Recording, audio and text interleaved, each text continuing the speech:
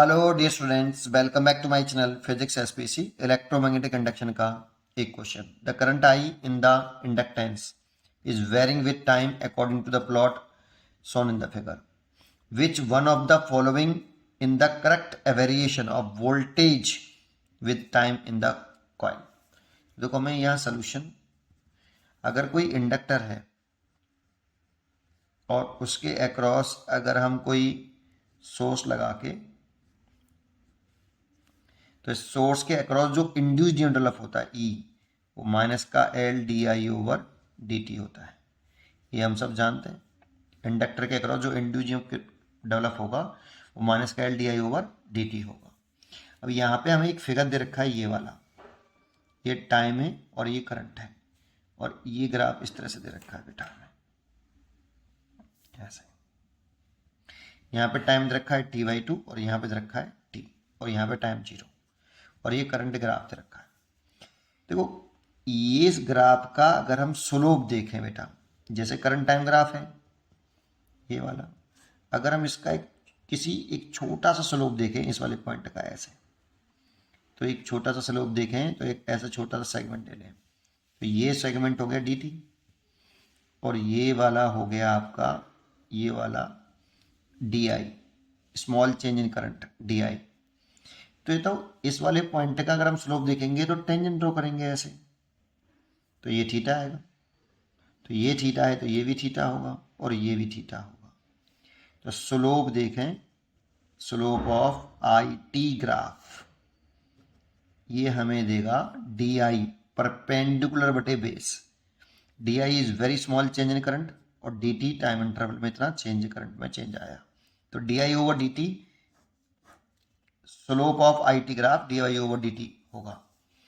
अब सोचो इस पूरे में यहाँ से ओ से ए तक, अगर हम ओ से ए तक के वाले ग्राफ वाले रीजन को देखें तो इसमें स्लोप कांस्टेंट है बेटा।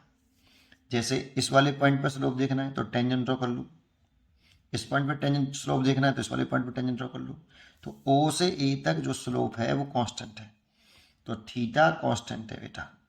थीटा एक तो एक्यूट एंगल है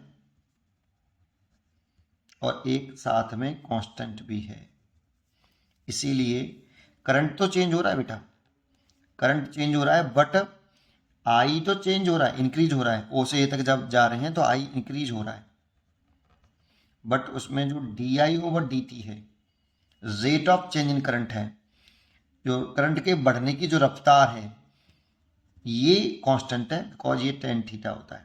यहाँ पे d I over d t tan theta के बराबर हुआ, tan theta is equal to d I over D t. तो यहाँ पे थीटा कांस्टेंट है और एक्यूट एंगल है, एक्यूट एंगल है इसलिए टेन थीटा पॉजिटिव होगा, और कांस्टेंट है इसीलिए D I over D T भी कांस्टेंट होगा।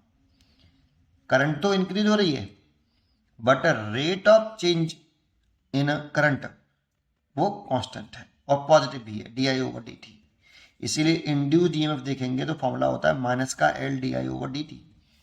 तो माइनस का एल डी, एल तो कांस्टेंट टर्म होता ही है, और D I over D T भी कांस्टेंट है और पॉजिटिव है, तो पॉजिटिव है और कांस्टेंट है, तो एल भी कांस्टेंट है आपका, इसीलिए फाइनली ये कांस्टेंट रहेगा और नेगेटिव में आएगा।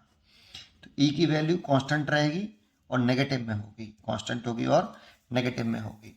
तो देखो इसमें अगर हम ई की बात कर रहे हैं तो ये वोल्टेज है बेटा आपका, ई ईएमएफ कह दो या वोल्टेज कह दो एक ही बात है। तो देखो इसमें तो टी वाई टू तक, जीरो से टी वाई टू तक, ये ओ से ए तक का ग्राफ जीरो से टी वाई टू तक का था, ये तो इंक्रीज हो रहा है बेटा वोल्टेज और फिर घट रहा है, तो ये तो गलत हो गया। इसमें वोल्टेज कांस्टेंट भी है टी वाई टू तक, वोल्टेज कांस्टेंट है टी वाई टू तक, ये सही है बेटा। ये इसमें भी गलत है, इसमें भी गलत है। अब और पूरा चेक करना चाहो तो पूरा चेक कर लो। अब टी वाई टू से टी की तरफ बात करें हम, टी वाई टू से टी की, है ना, तो टी वाई टू से टी तक का अगर हम स्लोप देखें तो ये स्लोप हो गया बेटा। इसके किसी भी पॉइंट का स्लोप निकालोगे, इस वाले पॉइंट का, इस वाले पॉइंट का, टेंजेंट ड्रॉ करो तो थीटा कांस्टेंट रहेगा। तो अगर हम ए से सी तक की बात करें, ए से सी डाल लेता हूँ यहाँ, इस रीजन की बात करें तो इसमें थीटा एक तो ऑब्ट्यूस एंगल है और दूसरा कांस्टेंट भी है, पूरे पर, है ना, यहाँ से यहाँ तक कांस्टेंट है एंगल। इसीलिए डी आई ओवर आई तो डिक्रीज हो रहा है, आई डिक्रीज हो रहा है, इसलिए D I over D T जो होगा, करंट में चेंज आ रहा है, करंट में चेंज आ रहा है तो D I over D T की जो वैल्यू है वो यहाँ पे देखें तो वो नेगेटिव होगी और कांस्टेंट होगी, क्योंकि थीटा ऑब्ट्यूस एंगल है, और थीटा ऑब्ट्यूस एंगल होगा तो उस वाली कंडीशन में टेन थीटा की वैल्यू नेगेटिव होती है और ये कांस्टेंट होता है। D I over D T constant है और नेगेटिव है, इसलिए ई बराबर देखेंगे तो माइनस का L D I over D T. अब ये नेगेटिव है, एल तो कांस्टेंट है और ये भी कांस्टेंट है, और ये नेगेटिव और ये भी नेगेटिव है, D I over D T की वैल्यू नेगेटिव है तो ये पॉजिटिव हो जाएगी, तो ई की वैल्यू पॉजिटिव हो जाएगी और कांस्टेंट हो जाएगी। इसीलिए यहाँ पे देखें तो ई की वैल्यू टी बाई टू से टी तक पॉजिटिव है और कांस्टेंट है, इसीलिए बी चॉइस इज करेक्ट। पढ़ते रहिए और खुश रहिए।